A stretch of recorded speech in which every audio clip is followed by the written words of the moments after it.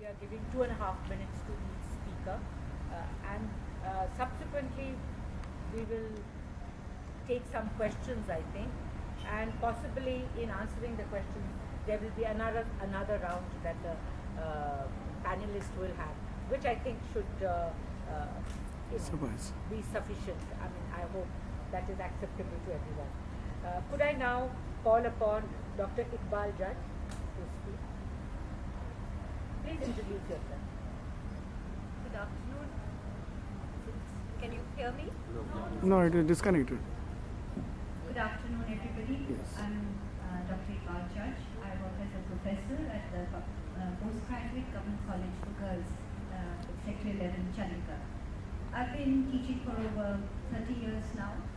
A major portion of that teaching was with the boys in sports college in Punjab. So teaching boys, especially sportsmen, who have no interest in English has been a huge challenge. But I'll be grateful for that because finally my research, which is continuing to this day because I keep working on it, was on using bilingual materials to teach at the undergraduate level. Coming to the topic, first of all, to make English the language of the man on the street. At first, Kirti said, make it about the last child on the street. I happen to be one who's always talking about women, and I would say make English the language of the woman in the street.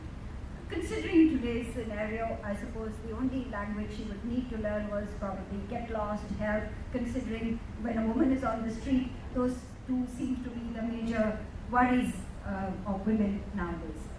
But on a more serious note, I would say that to some extent English has become the language of the person on the street, whether it's a child or a man or a woman, because English by now, at least I'm speaking more about Hindi and Punjabi.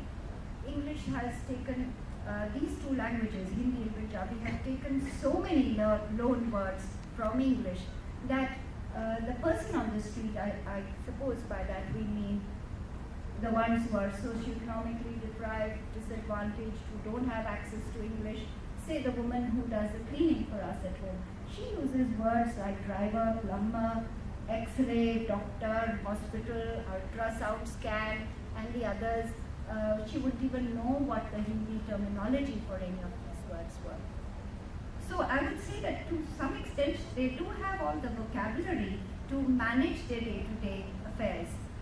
And what they really need then is probably to develop some kind of communicative competence for which